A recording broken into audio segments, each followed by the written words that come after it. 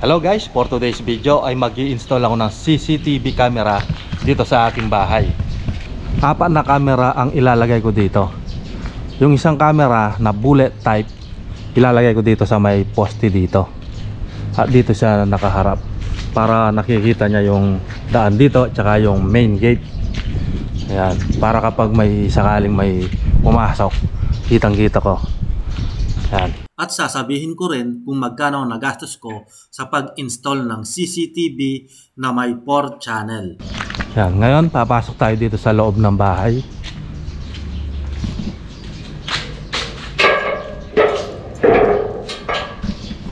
Yung isa naman na bullet type na camera, dito ko siya ilalagay dito sa may poste. Yan. Dito at nakaharap siya dito. Para kitang-kita yung sasakyan at saka yung motor at saka yung gate. Ayan, kitang-kita na dyan. Nakaganyan siya. At yung dalawa naman, ilalagay ko sa loob ng bahay. Pasok tayo dito sa bahay. Grabe, ang init ngayon dito sa Pampanga, guys. Napaka-init.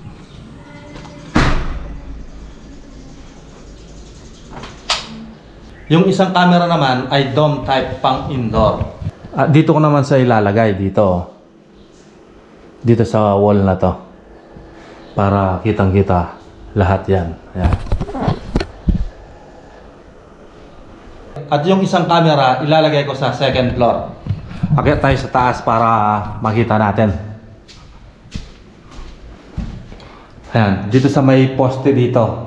Diyan ko siya ilalagay. Sa tabi ng orasan. Dito ko na lang sa ilalagay sa may poste. At yung monitor at yung DVR ng CCTV camera, dito ko na lang ilalagay. Dito sa table na to, para magkalapit lang siya dito sa internet ko. Tsaka para safe na yung bahay. Diba? Ito nga pala yung CCTV na in-order ko online. Dawa Technology. Ayan. Lahat yan, Dawa. Ayan, meron tayong dalawang camera na dome type. Mga ganito. 2 piraso. Tsaka 2 pirasong bullet type na camera. At inassemble ko muna bago ko i-install. Para makita ko kung may problema or wala. So, ayan siya. Oh. Wala siyang ka-problema. Ayan, kitang-kita na. Tsaka maliwanag din yung kanyang camera. Oh. Yung palang in-order kong camera ay meron silang audio. Kaya naririnig ko kung ano yung mga usap-usapan ng mga tao. Ayan. At ito naman yung kanyang DVR. Maliit lang. Ganyan lang kalaki. Oh. Isang dangkal. So tara, umpisa na natin ang pag-install ng CCTV camera. Let's go! Dito muna tayo mag-uumpisang mag-install ng CCTV camera.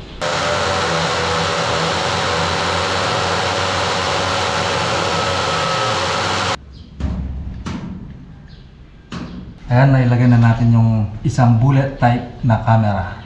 Ngayon ay dito naman tayo sa may kitchen mag-i-install ng CCTV camera.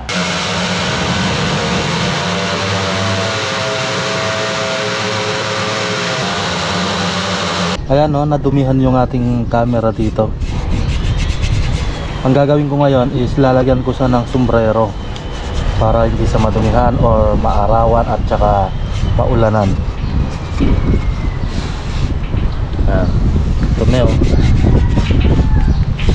At ito ang ilalagay natin. Ayan, no. Ganda, may sombrero siya. Tapos ilalagay din natin ito para malinis tingnan yung mga wiring nya. Ayan. Ngayon, bubutasan ko siya dito para may pag-iskruhan ako. Buksan natin dito. Ayan. Bubutasan natin yung dalawa. Ayan. 1 and 2. Alright.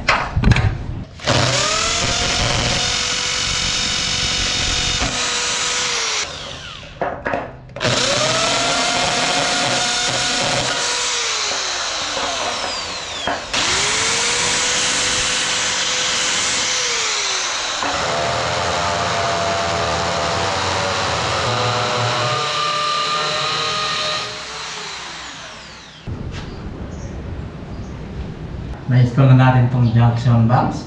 Susunod na natin ang camera.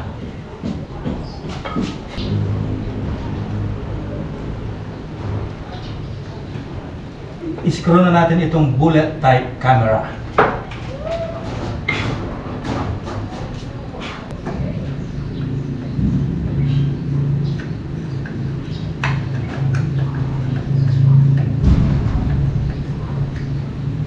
Ayan guys, ito yung pagkaka-install ko dito sa camera. At ito naman yung kanyang junction box. Dito magko-connect yung isa pang wire papunta sa DVR. Ayan. Ayan guys, ang ginagawa ko ngayon is naglalagay ako ng PVC molding. Para kapag nilagay ko yung wire, hindi siya nakakalat. Para maganda pa rin sa tignan kapag may PVC molding. Ito nga pala yung ginagamit kong PVC molding na color white. Ayan. 1/2 ang size nito. Ayan o. Kasi yung wire, dadaan sa dito. Papasok sa dito sa bubong na to. Papunta dito sa sala, dito sa second floor. Ayan. Diyan ko siya ipapadaan.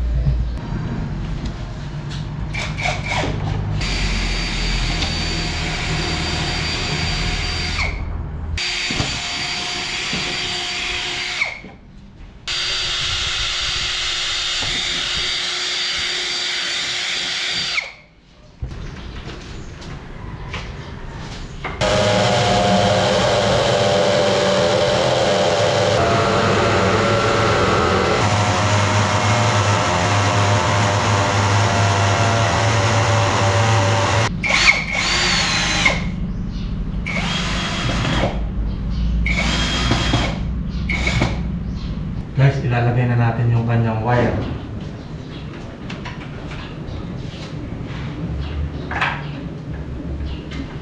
Itong cover, hihiwain ko to sa gitna para dito dadaan yung BNC cable. Ayan, ito. Papadaanin ko siya dito.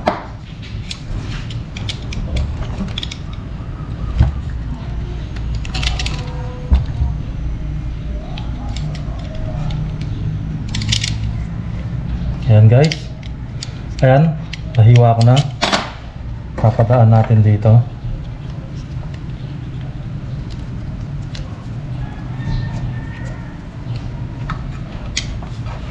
Tsaka yung isa.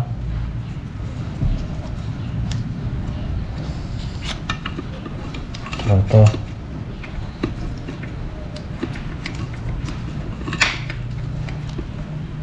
Ayan. Ngayon ito, ipapasok ko na sa junction box.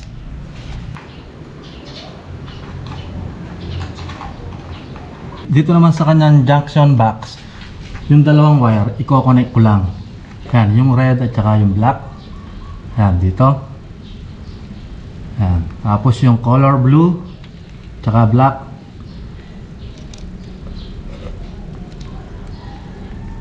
Yan. Then ipapasok ko lang sila dito sa junction box para malinis tignan. Yan. Para walang nakakalat na wire, kaya meron tayong junction box dito.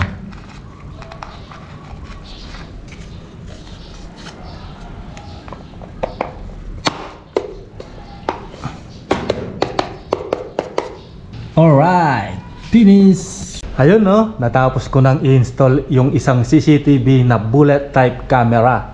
Ayan, ayan yung pagkaka-install ko. Nilagyan ko siya ng PVC molding para malinis tignan.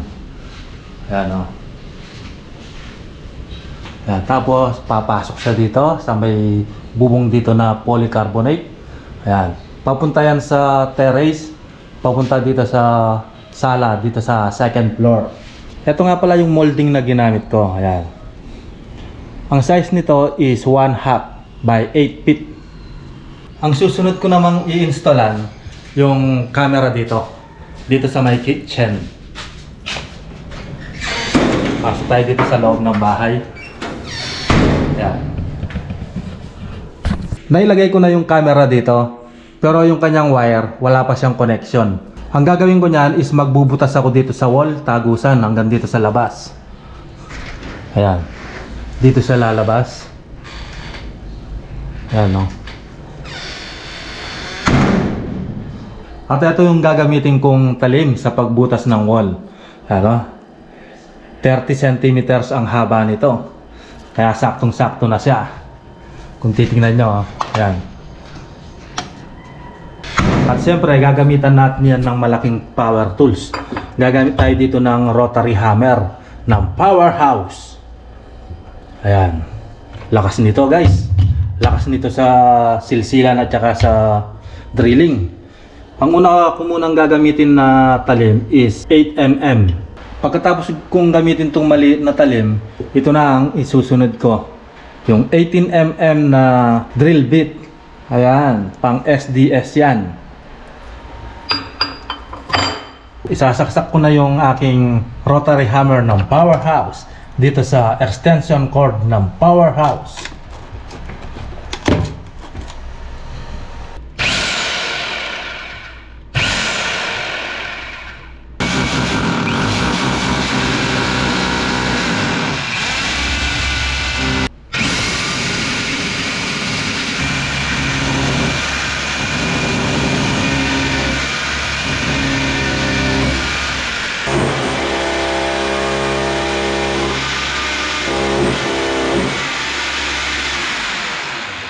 Ang galing talaga ng rotary hammer ng Powerhouse. Napakalakas.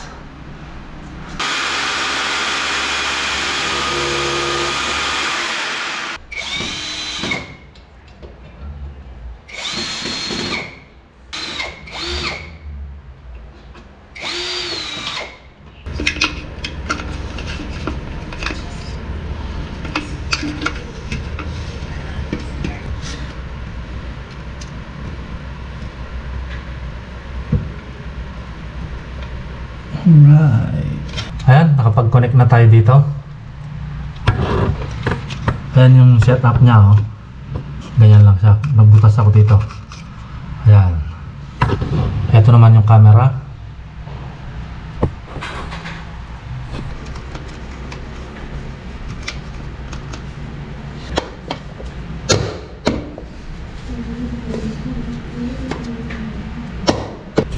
Alright, finish.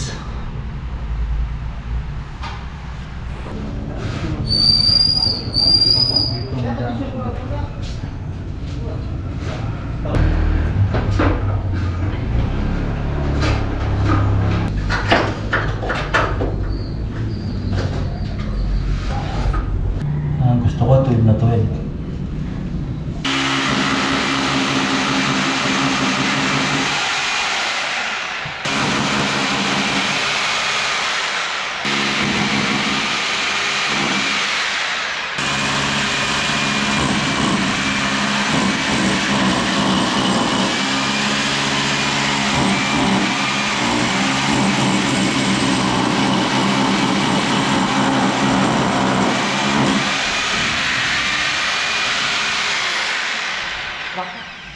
Butas agad.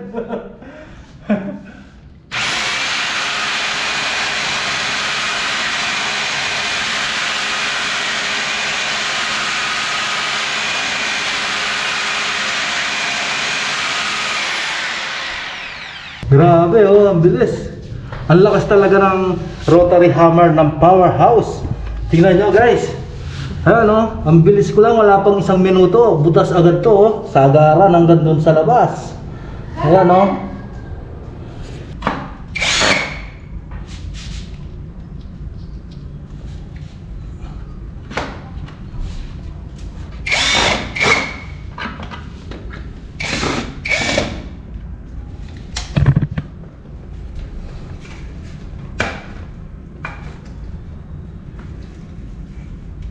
Tuwid na tuwid.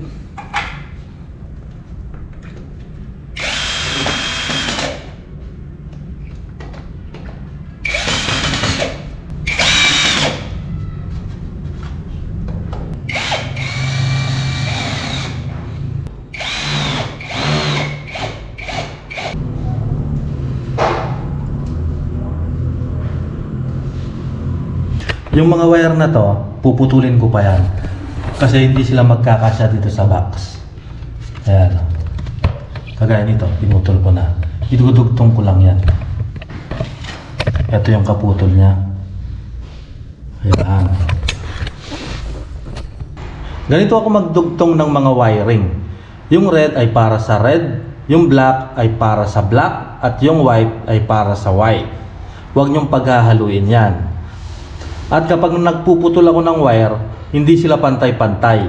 Ayan. Tingnan nyo yung red, mas mahaba siya. Yung black, lumiit ng konti. At yung white, mas maliit. At dito din, ganun din. Yung red naman is mas maliit na siya ng konti. Dito sa red, sa kabila. Ayan o. Tapos yung white, mas mahaba. At dito naman sa left side is maiksi. Ayan. Pagdudugtungin ko sila para hindi sila magkakatapat yung mga pinagdugtungan. At siyempre, dudugtong ko din tong kanyang ground. Ito yung ground, yung walang balat. Lalagyan natin yan ng tape para nakakover pa rin yung wiring niya. So, dugtong na natin. Mauna na tayo dito sa red.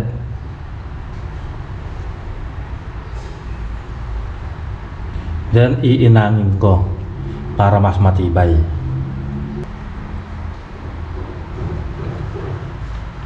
Ayan. Pagkatapos kong inangan, ititape ko na. Ayan o, napakalinis o. Lalagyan natin ng electrical tape.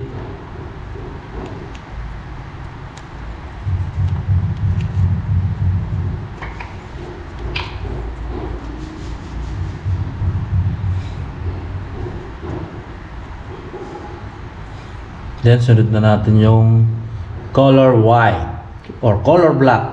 Kahit ano pwedeng mauna.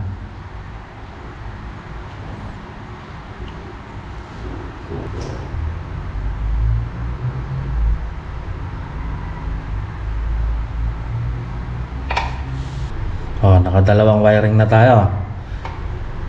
Oh, isusunod naman natin ngayon is color black.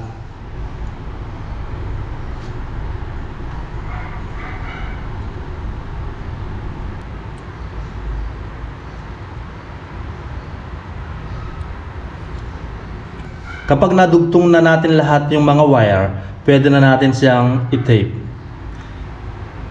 Malinis na malinis ang pagkakagawa. Kailangan malinis para magandang tignan.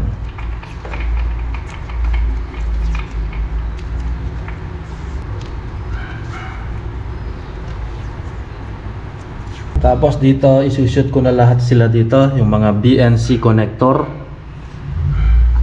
Shoot natin dito. Ayan. Tapos dito. Diyan yung isa pa.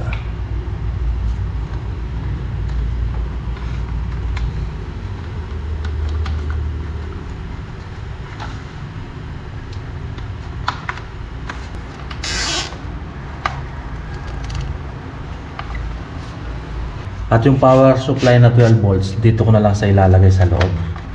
Kasya na. Ito yung adapter na 12 volts. Nilagay ko na dito sa loob ng box. Ngayon, i-connect lang natin siya dito. Yan, meron siyang, yung adapter natin ay meron siyang kasamang splitter. Ayan, 4 siya. Yan, connect lang natin yan.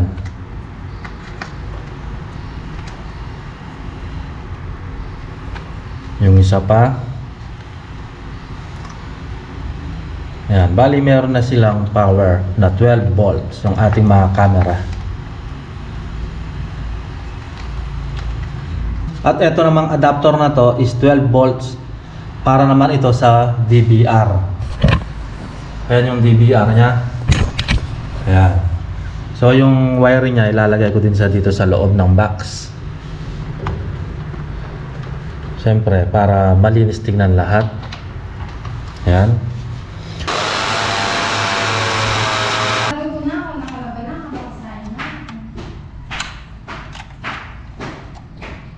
Nag-install ako ng extension dito. Kasi yung outlet ko dito, 3-gang outlet lang. Kasi sobra-sobra na yung mga isasaksak ko dito. Meron tayong para sa DVR, para sa mga camera, tsaka sa monitor. Dito ko ilalagay yung monitor. At yung PLDT, dito naman yung PLDT. At ito naman ang connection ko dito sa DVR, tsaka yung mga camera. Yung mga BNC connector, dito nakakonect. Ayan o.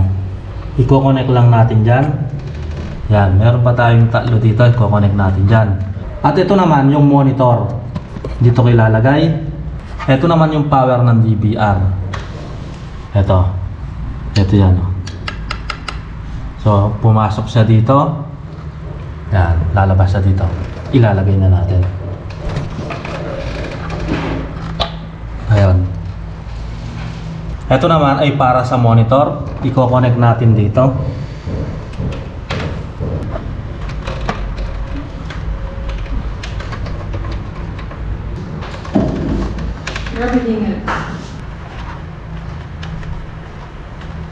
At dito naman meron siyang connection para sa keyboard at saka sa mouse at sa Wi-Fi.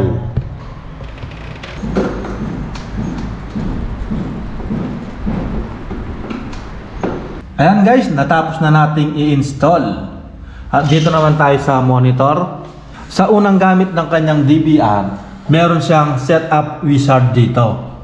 Para ka lang nag-setup ng cellphone. Madali lang siya. At sa pag-install naman dito sa cellphone, para makita natin yung camera, punta tayo dito sa network. At ida-download natin itong DMSS na apps. Yan. I-scan nyo to at automatic magda-download na yan. At kapag na-download na sa apps, sa iOS or sa Android, ganito yung lalabas. DMSS. Pindutin natin. Then dito naman sa loob ng DMSS, meron din yung setup. Magsa-sign up ka at saka magla-login ka din. Pindutin natin yung add device. I-scan natin itong isang QR code device serial number. Ayan, i-scan ko lang. Okay, kapag na-scan na, pindutin lang ang next. Pindutin natin itong DVR XBR. Ayan, tapos device name. Then gagawa ka ng password. Then okay na. Ayan, ganito ang lalabas kapag nakapag-add device ka na.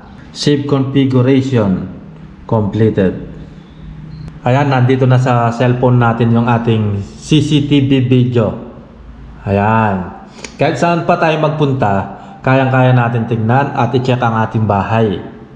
Ayan, gamit lamang ang ating cellphone. Basta meron kang internet connection. Ayan o, kitang-kita. Ito yung sa labas ng bahay. Ayan. Tapos dito sa garahe. Dito sa ground floor ng bahay ko. Ayan. At ito, kung nasaan ako ngayon. Ayan, tingnan natin dito sa monitor. Tingnan nyo, ang liwanag ng ating mga camera. Dito sa labas ng bahay, ito.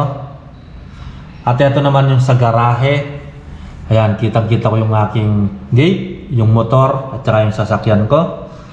Tapos dito naman sa loob ng bahay, sa first floor. Ayan. At ito naman, dito sa second floor. Ayan, ito yung hagdanan, tapos yung mga kwarto nandito. Kung gusto nyong i-view, ayan, double click nyo lang. Ayan. Naka-wide view siya nyan. Then, i-back lang natin. Alright. Diba? View natin ito. Ayan, kitang-kita ko yan. Kapag may pumasok na tao, kitang-kita. Ayan.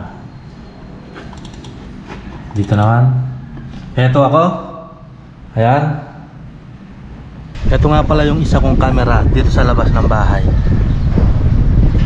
Ayan, mayroon siyang bubungan para hindi siya mainitan or maulanan. Ayan. Ang presyo ng isang 4-channel CCTV camera ay 6,482 pesos. At eto na yon. Meron siyang kasamang DVR, dalawang bullet type na camera, at dalawang dome type na camera. Ang tatak ay Dahua. 6,482 pesos na yan. Hindi pa kasali dyan yung hard disk. At ang binili kong hard disk ay 1 terabyte. Ang presyo ay 938 pesos. Sa keyboard naman, bumili din tayo. Ang presyo ng isang keyboard na to ay 149 pesos. Yung mouse kasali na dito sa DVR nya. At bumili din tayo ng rain cover protection para hindi naiinitan or nababasa yung camera. Isang piraso lang, 254 pesos. At bumili din tayo ng junction box, 3 pirasong maliliit at isang pirasong malaking junction box. Ang total ay 447 pesos. At bumili din ako ng plastic molding, 2 piraso. Ang total ay 120 pesos. At ang total na ginastos ko sa pag-install ng 4-channel CCTV camera ay 8,390 pesos. Hindi kasali ang monitor. Ito, lumang monitor ko na to. Kaya ginamit na lang natin dito sa ating CCTV. Tingnan nyo naman guys. Ang ganda ng mga camera natin. Napakaliwanag at clear na clear ang vision niya. Pwede natin lakihan. Ayan. Then double click natin. Dito naman tayo sa garay titingin. Ayan. Tingnan nyo, liwanag. Pangit na nga lang itong ating monitor dahil matagal ng monitor ko to. Halos more than 10 years na siguro to. Nagtatrabaho pa ako sa Aptos Technology sa Taiwan, year 2010. At dito naman sa first floor, ayan ang nakikita natin sa first floor. Kitang-kita lahat. Sa sala, sa kitchen, sa hagdanan, tsaka yung mga pintuan, kitang-kita. At dito naman sa second floor, ayan ako, nandito. Ayan, kakaway tayo sa camera. Hi! Ayan Hi! Ayan, ang bilis ng response niya. Dito pala sa kanyang DVR, naglagay ako ng space dito. Umiinit din kasi itong DVR niya para hindi masyadong mainit. Tingnan nyo ngayon, normal lang yung init niya. Hindi kagaya kapag nakadikit siya sa wall or sa mesa, mainit na mainit yan kasi walang pumapasok na hangin. Kung hindi ka pa nakakapag-subscribe sa aking YouTube channel, mag-subscribe ka na para lagi kang updated sa aking mga i-upload na mga videos kagaya nito. Maraming salamat po sa inyong panonood. See you on my next video. Bye-bye!